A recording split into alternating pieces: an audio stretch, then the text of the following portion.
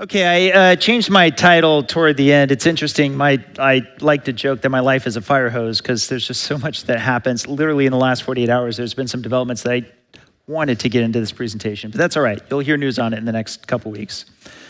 I don't have any disclosures, but I do want to share with you, for those of you, how many had already heard about me before this talk?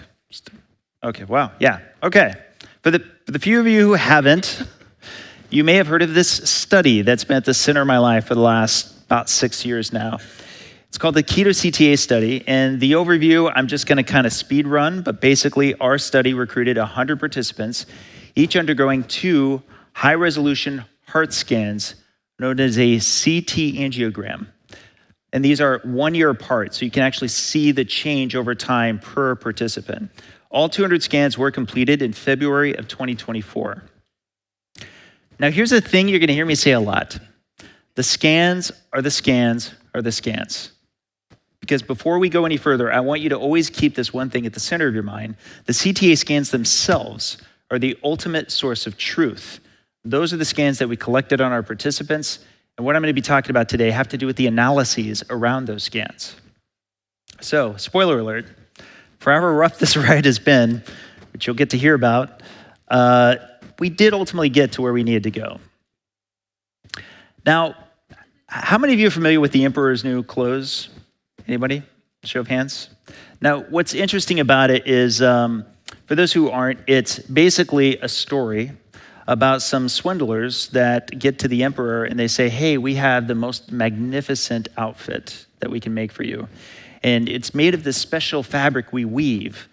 And the people who are virtuous and, of course, worthy of their station and also smart, they can all see it, right? But if you're dumb or not worthy of your station, then you don't see it at all. And so, of course, they're going, what do you think? What do you think of this fabric? And, of course, the king and the king's court, it looks great, looks fantastic. But, of course, the punchline to the story is even though the emperor is coming out and he's showing off what he thinks are his new clothes, alas, in spite of everybody agreeing and applauding, there's one little boy who says, yeah, no, he's naked. He really is. He's naked. There's nothing on there, right? And because everyone knows the boy is innocent and is virtuous, they go, okay, well, now we kind of see it too. But it's basically a story about groupthink.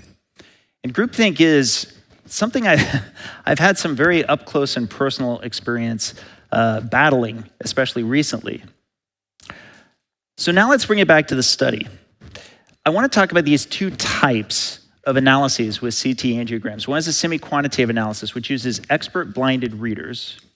And what they're doing is they then come together and they score these different points along the coronary arteries and put that score together. And it goes from anywhere from a 0 to a 45 based on the different places where they score. And from that, they can come up with a semi-quantitative data set. This is effectively a kind of horseshoes and hand grenades version of an analysis. The next type, though, is a quantitative analysis, and this makes use of what's known as computer automated analyses, has less human decision making, and therefore is considered to be a bit more accurate. This will give us a quantitative data set. Now, when we were doing this analysis, the first analysis was the Lundquist semi-quantitative analysis, and that's the one that we shot with the movie. If you watch the movie, that's the analysis that came back. We knew that eventually, as was pre-specified in our study, there would be the METIS-Q angio final analysis, but that was going to be sometime later. Ultimately, we'd get it in the fall of 2025. So in the meantime, between this gap, we did have an AI-guided company called Cleerly able to jump into the fray and add this analysis, which they could bring as well. And that was great because we pretty much assumed that all of the analyses would broadly agree with each other. That's usually how it goes with all of these studies. However, we get the Cleerly analysis, and there's a lot of things that I have a bit of an issue with. When I saw it, I was surprised, and I had several crucial questions, which we'll get into in a moment. And this is covered in my talk last year in the public health collaboration, if you want to get into it in a bit more in depth. But there was some divergence between the semi-quantitative analysis of the same 200 scans with the quantitative that came from Cleerly. But at that time, there were only those 2 analyses. And I kept pressing the team. I kept saying, it looks actually like the plaque is higher as reported from Cleerly relative to the semi-quantitative that came from Lundquist.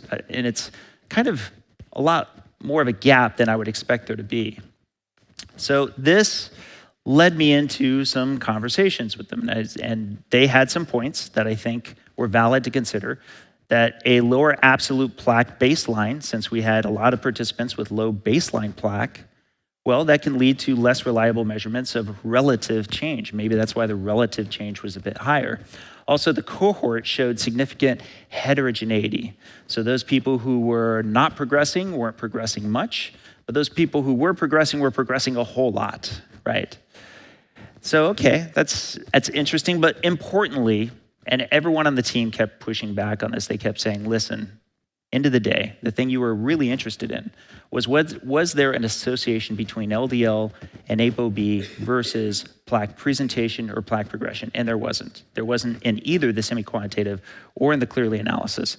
And that is a very important headline and something you really should be pressing on with regard to the paper that we're ultimately going to publish on these two analyses. So my team and I reached kind of an inflection point. Up to the stage, I had deferred to the research team's judgment. And after all, they were the experts in cardiac imaging and statistics. I'm an engineer, even though I'm now published and I've done quite a bit with regard to lipids and the lipid energy model and so forth. I do need to defer to them to some extent. And I represented the funder. So it's not up to me to overstep. So a lot of times people ask me this whenever I bring up that I had some reservations at first. Well, why didn't you maybe stop the study? I'd be like, well, I would be very judgmental of a funder stopping a study from the research team. So no, appropriately, we needed to wait until it was published. Because this deference was always temporary, because once Cleerly's analysis was published, then I, as president of the Citizen Science Foundation that funded it, would get appropriately the anonymized data set. And at that point, I could then take a look. So many of you have followed the story, know what happens. April 7th of last year, the Cleerly paper is published, right? And then on April 18th of 2025, 11 days later, finally, I gain access to the raw anonymized data, and I find multiple anomalies. I find them actually quite quickly. 2 days later, on April 20th, I send Lundquist and Cleerly a report outlining the 24 concerns regarding anomalies in their analysis, and I urged that we needed a fully blinded quality control pass as soon as possible. When I had that report put together, I thought actually it was a pretty slam dunk case, and that internally, as I'm used to in engineering, you just do a quality control pass. We literally have engineers whose job it is to do quality control. That's their whole job. This needs to be emphasized at this stage, bringing it back to the importance of understanding the original 200 scans. Again, we're talking about two different analyses of the same scans, right? So Cleerly dataset is an analysis of the original 200. QAngio is coming, but it's not here yet. It's labor intensive. It takes 2 to 3 hours per scan for every cardiologist that's working it. And that is based on the available bandwidth that's over at our research center with Lundquist. So finally, I get the data, and now I can tell you what it was that I was seeing that immediately raised alarms for me. Sure enough, I just took existing non-calcified plaque volume, threw it into a bar chart, and I saw this. Now, this is a Rorschach test, right? Or a Rorschach test, however you say it. If you believe in the lipid hypothesis, this makes total sense to you. You go, wow, okay, well, this is 100 participants. They're untreated, and therefore, they all have some amount of progression of plaque. It's only just how much progression, except for just one. One person has regression. But that's not what I expected to see. See, we need to talk now about something called the noise floor. How many of you guys know what the noise floor is? Show of hands. Okay, no worries. I'm going to help you out here. The noise floor in statistics is typically defined as one standard deviation serving as a critical benchmark for signal detectability, data quality, and the reliability of statistical inferences. Don't worry if you weren't able to follow me there.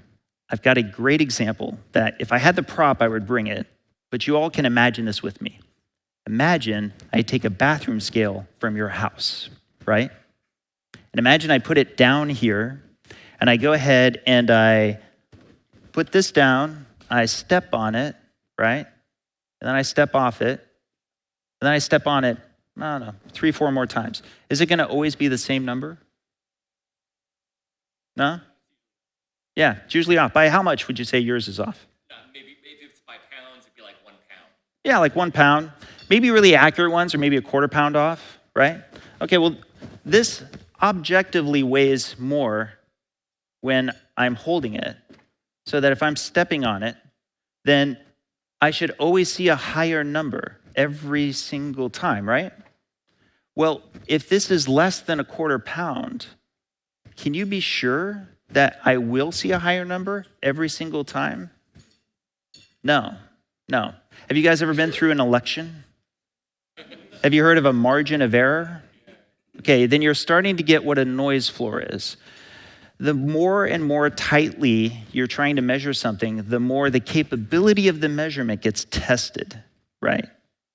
And so even if you believe in the lipid hypothesis, even if you believe all of our participants, all of them are only showing positive plaque except for that one participant, then you have to believe that the accuracy of Cleerly is beyond anything we've ever seen in imaging before, matched with our participants. So no, when I zoom in on this, I do not expect to see below the noise floor this level of ubiquity. But I was struggling with the fact that there was at least one regressor. Let me tell you what I am expecting to see. I'm expecting to see something not like this, but like this. This is noise. This is noise you would expect below the noise floor. It's bidirectional scatter. Now, it may start leaning its way toward where the directionality of everything else goes, but as you go lower and lower in the noise floor, this just comes with all forms of measurement. It gets harder and harder to measure depending on the resolution of the form of the measurement. Now, I am not an imaging expert, but I do know a lot about the heart because I had to in order to do a lot of this research. And it's very difficult to have that level of contained knowledge for the measurements. So I then find this out about a month later after a lot of non-responses from Cleerly and my pressing them for a quality control pass. See, another major development is that shortly after this publication on the 7th is that we learned the scans Cleerly analyzed were not fully blinded.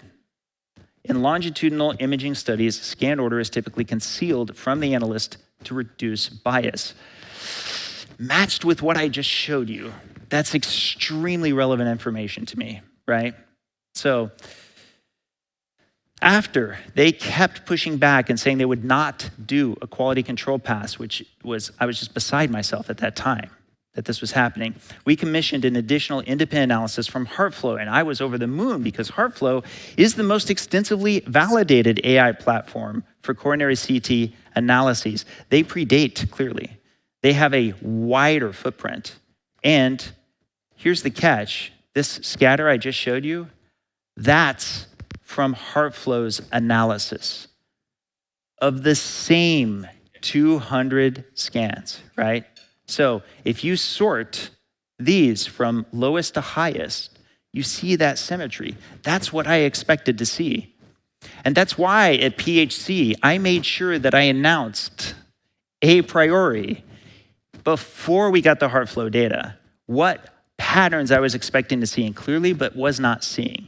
So that when HeartFlow came in, I couldn't be saying after the fact what it was that I was expecting to see that it finally met that. No, I needed to say it then. And this is exactly what we saw. So this is applying the noise floor back. So we're zooming all the way back. We can now see everything for which we can feel a greater level of confidence is in fact change. Now our population is an average age of 55. So I'm not at all surprised to see on net, there's an increase in plaque because that's going to be the same whether you're vegans or athletes or anything. If you grab 100 random metabolically healthy people, some number of people are going to have plaque increase more than they thought that they would. However, as you see on the left side, we had a number of people with plaque decrease. And I don't want to spoil the movie, but beyond even the HeartFlow analyses, we wanted to confirm it. So we've gotten visual confirmation that in our population, we have confirmed regression. Now, you can't simultaneously believe the confirmed regression in the Cleerly data set that I just now showed you, because in the Cleerly data set, nobody regressed except for that one person. I then later find out what happened with the one person. The one person, turned out it was a clerical error. They had a procedure between the two data sets, between, I should say, the two different scans. So, on June 24th, 2025, HeartFlow's data in hand, I wrote Cleerly, as president of the Citizen Science Foundation, on behalf of the Citizen Science Foundation, we respectfully request your prompt cooperation in addressing the data integrity concerns identified with the Cleerly analysis of the KetoCTA study. Specifically, we ask that the 200 CTA scans be reprocessed in a single, blinded, randomized batch in order to assess the quality control of the original analysis. We believe this step is essential given the numerous implausible findings in the current data set, findings that are not consistent with any other longitudinal study we are aware of. Let me really repeat that for emphasis.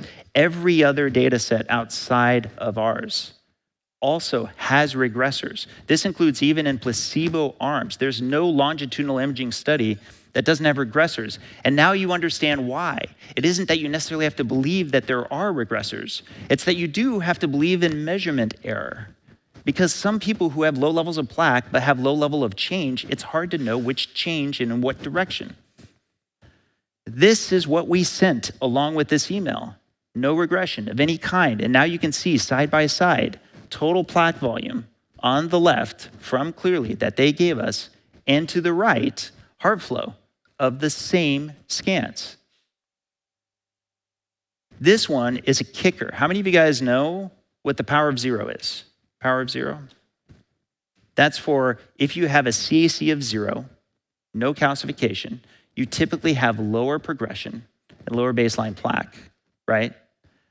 But you see here in the red line, that is from Cleerly, that those people in our cohort who had a CAC of 0 had an over 100% increase in non-calcified plaque volume compared to those who had a positive CAC. That's almost 3.5 times an increase. That is not the expectation that we would have. We'd have an expectation that you see with the HeartFlow line, which is that those who have a CAC of 0 would have a low progression. And actually in our data set, they had a regression, a minus 7.6%. Now, those who do have a positive CAC, we would expect an increase, which we do see with the 19%.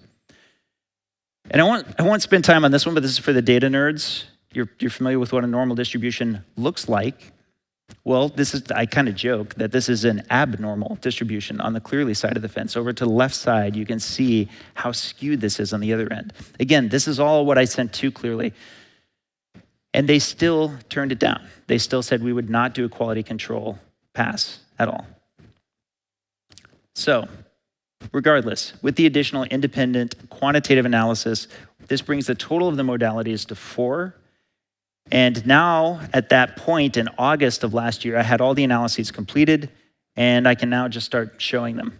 And sure enough, the HeartFlow and QAngio analyses, they broadly agree. The change in non-calcified plaque volume at absolute turns is 5.5, 5.6. With Cleerly, it's 3.5 times higher. I mean, we're not even talking 25% or 50%. We're talking multiples. It's the same with the total plaque volume. And many of you may know, and with imaging, a lot of the industry is heading towards percent atheroma volume, 0.3 with HeartFlow and 0.2 with QAngio. This is very relevant because even in the April 7th paper, we had a supplemental table 1, which it's worth noting that HeartFlow and QAngio are at or lower than all of our reference studies from the original supplemental table 1 of the April 7th paper. Our population, if you look at our study, our population didn't just have an average age of 55. They were on a ketogenic diet and at an average LDL of 254 for an average of 4.5 years. So by the time we get the second scan, it's a total of 5.5 years at qualifiably familial hypercholesterolemic levels, right?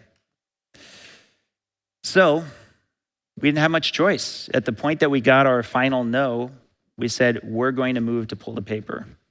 And this was tough within the research team because they'll tell you They'll say it doesn't matter what the reason is that you try to pull a paper, especially if it leads to a retraction. All that people care about is that there was a retraction. So given we could no longer stand behind the clearly specific portion of the April 7th paper, we formally asked Jack Advances to withdraw this paper, citing the Cleerly data set and our concerns around its validity. Now I want to take a moment to just talk about the critics, because this was kind of a maturing moment for me.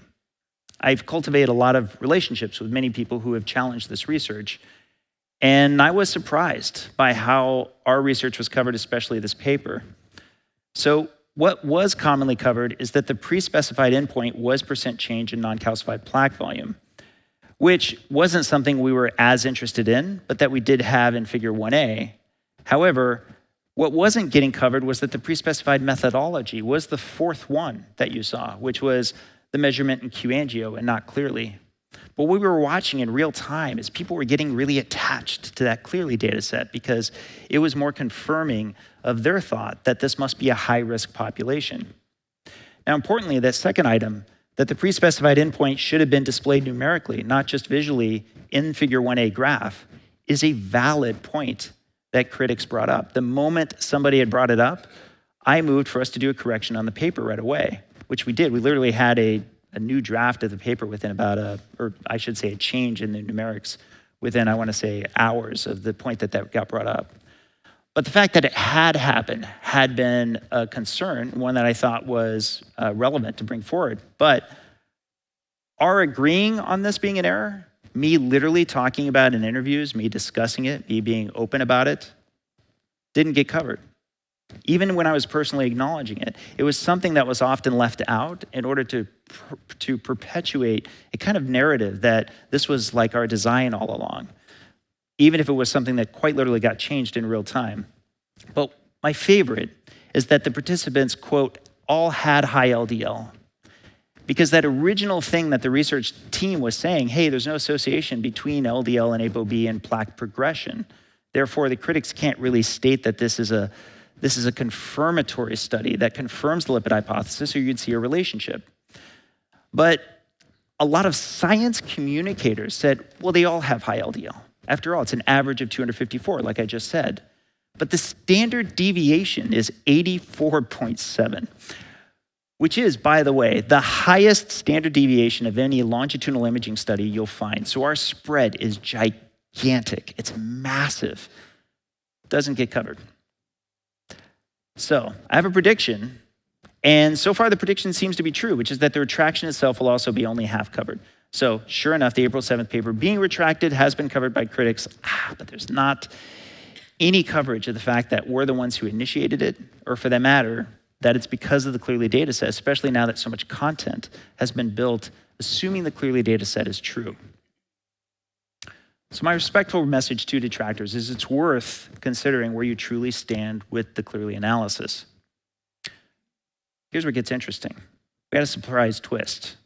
Some of you in this room already know what it is, and we've already chatted about it.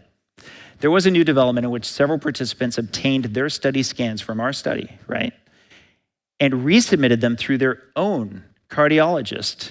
And this was possible because any cardiologist with a Cleerly account can submit scans on their patient's behalf.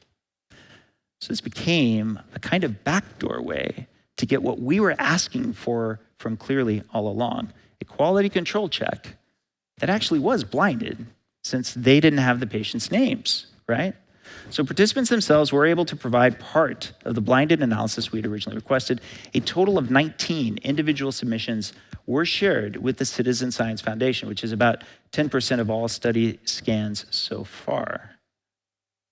We're going to focus in this talk on those 8 participants who submitted both their baseline and follow-up scans to Cleerly through their cardiologists. So only those 8 who submitted both scans so that we can see the change, right? Let's start with the 4 that are on the left, who all show an increase of soft plaque in both data sets. According to the original Cleerly study data, these 4 participants averaged an increase of about 17 millimeters cubed. However, one of them was up nearly 25 millimeters cubed. However, when their individual submissions to Cleerly were returned, 3 of the 4 scans had much lower plaque than what the study reported. And the one that came back higher showed a very modest increase. Overall, the average increase for those 4 scans dropped from about 17 millimeters cubed down to 5 millimeters cubed. You ready for this one, Emily? Now let's discuss the 4 on the right. I said the 4 on the left all had increases in both scans. Let's talk about the 4 on the right. In the Cleerly study data, all 4 were counted as progressors, averaging about 25 millimeters cubed of increase. One of them was up nearly 48 millimeters cubed. But in every single one of their individual submissions, the direction reversed completely. All 4 showed a decrease. On average, they went from an increase of 25 millimeters cubed in the Cleerly study data to a decrease of about 15 millimeters cubed from their own submissions to Cleerly. The largest difference was one participant with an increase of 32 millimeters cubed in the Cleerly study analysis versus a decrease of 48 millimeters cubed from their individual submission to Cleerly, a reversal of about 80 millimeters cubed.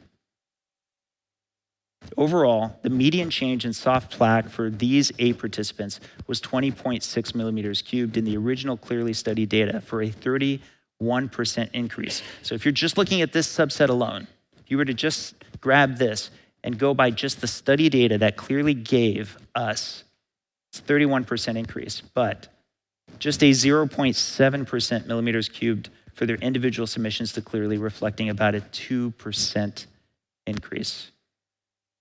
And for the mean average, the Cleerly study data showed an addition of 20.9 millimeters cubed, a 42% increase from baseline, but individual submissions to Cleerly show a drop of 5 millimeters cubed, an 8% decrease.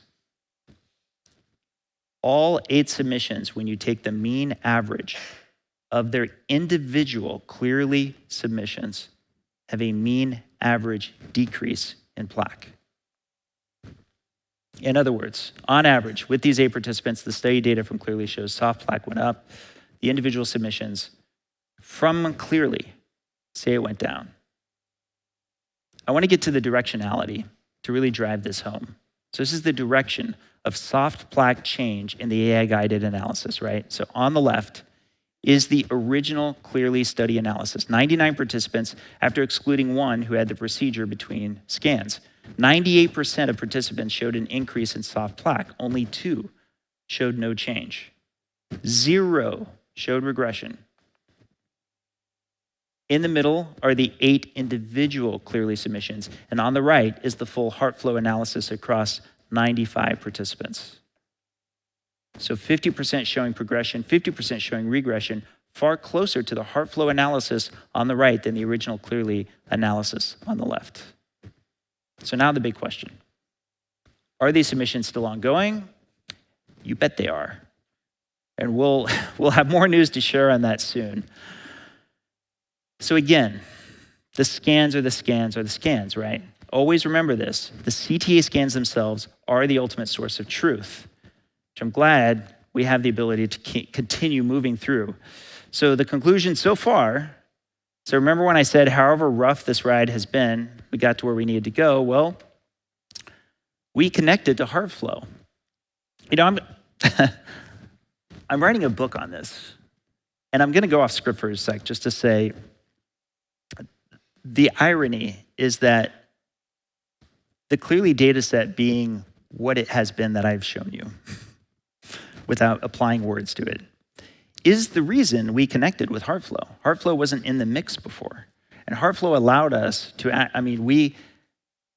we were driven into the arms of a really good research company that actually takes this very seriously.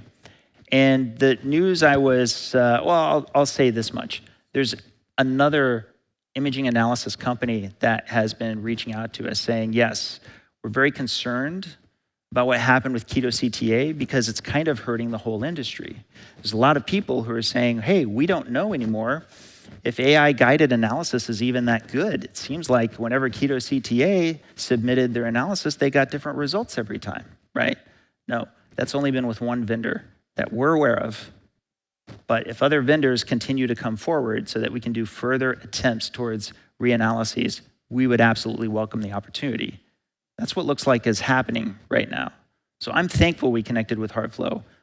So far, they've just been fantastic. We also learned we needed to have more certainty of operational blinding. I didn't have to learn that there were types of blinding, but now I have learned about the types of blinding. And from now on, all of our research will be operationally blinded only. We will not accept functional blinding, full stop. And we learned where our allies are in science and are not, and more of that will be discussed in the book.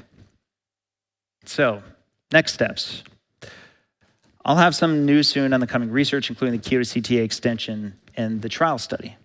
So for those of you who've been following, you probably know what I'm talking about. For those of you who haven't, we're hoping to get 5 or 6 year third sets of scans for our participants for those who we can re-recruit, and that data will be gold. That would be some of the most powerful data you can imagine in imaging because, again, I said our participants were 4.5 years average at baseline. Imagine 5-year data. Imagine 9.5 years of these participants being able to see what that looks like. That's going to be incredible. And that may be something I'll have some news on here soon. And then we have the triad study. I've done 3 different conferences called COSI that were basically just fundraisers. They were conferences that all I was doing was capturing the money to then take right on over to the research through the Citizen Science Foundation. And we're hoping to close on that funding soon and get that study, which is a companion study to this one, off to the races. I'm gonna put a lot more time in expanding this conversation in my podcast, shameless plug on my podcast, which has been good. And I am saying one more thing, in case Sharon is in the room, which is that I'm also gonna taper just a tiny bit to get a little bit more life in the work-life balance mix. So I wanted to give a very special thanks to all my contributors to the Citizen Science Foundation, and of course, all my amazing co-authors for previous and coming papers, and of course, to my collaborators, Nick Norwitz and Adrian Sotomoda. And that concludes my talk. I'll have a little bit of time for questions, so thank you so much.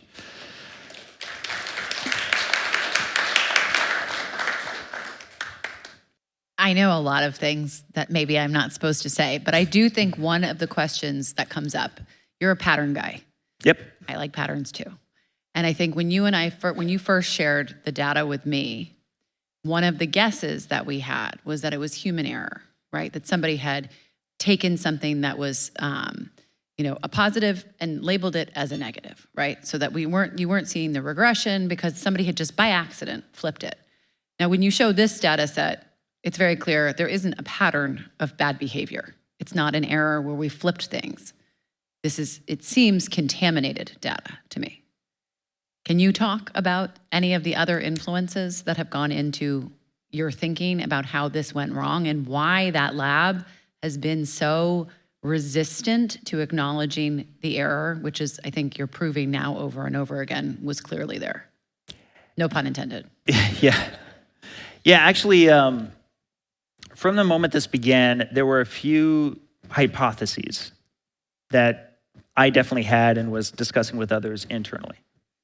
I'm just going to name all of them, and then I'll kind of give weight to each one at this stage because it changed with these resubmissions. So hypothesis 1 is, hey, something totally random happened. It's just a big goof. Whoops. I feel that hypothesis would be served by Cleerly's reaction. So Cleerly would be, oh, wait, well, sorry. This got mixed up with a different study, something, right? I feel like that one's kind of easy to knock down because all of this time and all this communication later, the lawyers won't want me to say exact things other than what I vetted for what I could put in the slides, but what I can say is that they've effectively never given a direct answer to these same things that I just showed you. So when I show you these things that are very specific about the data set, and I'm going, can you give me just a direct answer as to what could explain this? I've never gotten a direct answer. I've gotten generally more statements like, our data has been validated across multiple studies and stuff like that, but hardly anything in the way that's specific to our data set. So that hypothesis kind of fell. Another one is segmentation drift. Segmentation drift is if the first set of scans was done under one version of the software of their platform, and then the version changed, and now it's done under a new version of the software. This could sound plausible because it might make sense then that their ability to detect more plaque has improved. This one was possible, but a tough one for me because of the fact that, again, I believe in the noise floor. I know that we have a bunch of people with low levels of plaque in the first place. Even if there was an increase in the capability of resolution detection, you still have to beat out that degree of resolution that I know CT angiograms themselves don't have. So that the capability of technology running these analyses could not meet that, right? So now what you're talking about is what I like to call the forced ordering hypothesis, which is, let's imagine somebody in the pipeline, and let's imagine it's entirely unintentional, not for nefarious reasons, happens to have the unblinded data set of both sets of scans and loses the keys. They don't know which is supposed to have been first or which is second, but they do know what is sorted by date such that they can force the order. So in other words, they could say, well, it's a pretty safe bet that the people who have the scan that has the lower plaque is the first one that was taken. That's the forced ordering. And there was a pattern that I think you and I were chatting about, which I kind of gave you, a little bit of a glimpse of, but just a visual one, that made that seem possible. But the more I was investigating it, the less likely that seemed. But the resubmissions blew up all of that. The resubmissions make it much more difficult alongside how the company has been responding to us and our interests in trying to get this right, to feel good that it's some kind of a glitch or segmentation drift or the forced ordering. All of those seem much less likely now. Yeah, well, I mean, from my observation, for what it's worth, it seems so clear that if the results are coming back and there are positive results that there weren't before, and all of the Cleerly data is skewed in a negative direction, then you have to look at, that's not a statistical error, it's not a mapping error, it's not a remodeling error, it is a human intentional error. And this is oftentimes, having looked at a lot of scientific misconduct and fraud, where you start to find that evidence. I know you're not allowed to talk about it, but I am. So I think that's where your attention goes, right? This doesn't make any sense statistically or from a modeling analysis if you saw an inversion of data points or you saw plot lines that didn't make sense, but then they come back and you realize like, oh, they just took that data and they put it in the wrong place. You'd be able to excuse it. When you get the data back and you realize it's all negative when it was positive, there's no symmetrical relationship, there's none of that. You're looking at human impetus, and I would say some other force at play that has nothing to do with the modeling or the AI. There's further, I'll just say, fingerprints in the set of data that we have that I'm not allowed to show yet because of how much it would unblind the data as a whole, that would potentially support that hypothesis.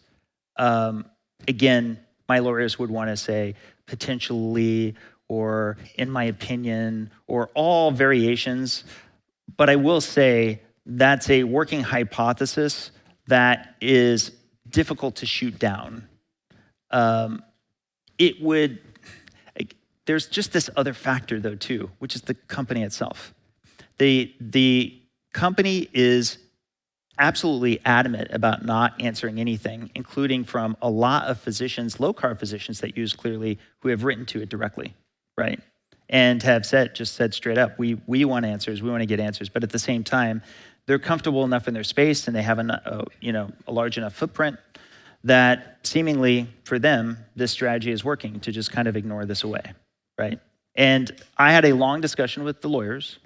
I asked them what our options are. For example, you might wonder, actually, I don't know if I can go there, but I'll say broadly, you might wonder if things that regulate this industry would be interested. And the lawyers effectively said, that's actually there's a lot of potential downside and not a lot of upside when you're a little guy. If you're a big guy, then there's a lot of potential, but you need one of two things. You need either it to be so loud that regulatory agencies can't ignore it. For that, you need to get really loud. You need to get on, Dave, you need to get on Joe Rogan, or you need to get on, some major network, something. Somebody's going to be interested enough to do this. Or two, you have people inside those regulatory bodies. You know people who actually will work on your behalf. You already have some lawyer firm or law firm or whatever that already has the connections. And man, that was one. I remember that day like it was yesterday. I was having this discussion with the lawyers because I think that was one of those like Santa Claus really doesn't exist at all, even a little bit. Like this concept of this is a highly regulated industry. Let me tell you, where for the Broken Science Initiative, I have such an up close and personal experience on just how broken it really is, that this is happening in broad daylight in front of all of you guys, right? What can you do? Keep at it, and let's all be loud, right? I mean, that's I think the most important takeaway in some ways. It's like, it's just so egregious. And yet, I mean, just for those of you who don't know, Dave's also gotten a ton of pushback because he helped raise the money for the study. So people have tried to say that he's trying to bias his own research by asking for the data to be checked. And so in some ways, they're trying to use these good pillars of integrity in science against him for trying to correct the scientific misconduct that happened in his results. So anyway, Dave and I could talk for hours, but does anybody else have a question? Dave, having had a cardiac score myself, I'm happy to say is 0 at 55. It makes me wonder, where does that, not that I'm worried, but where does that 0 come from? I was actually just trying to look up my report and see if they sent it to somewhere like Cleerly, or are radiologists reading these scans themselves, or are they sending them to these places to be read? You're speaking of a coronary artery calcification score, right? A CAC? So did you get a CT angiogram, or did you just get a CAC? Just a CAC. Yeah, okay, so Doesn't apply? That's a specific procedure specific to that. And that's the Agatston score, and it's basically just detecting if there's any calcification that comes through in the CT. But there's a lot of great science, but I'm so bullish about CAC. And by the way, I had Agatston on the Feldman protocol, so I'll actually release an episode on him pretty soon. But generally speaking, I think a 0 CAC is great. A non-zero CAC is not the end of the world, but it should be called a mammogram of the heart because it's a great screener. So.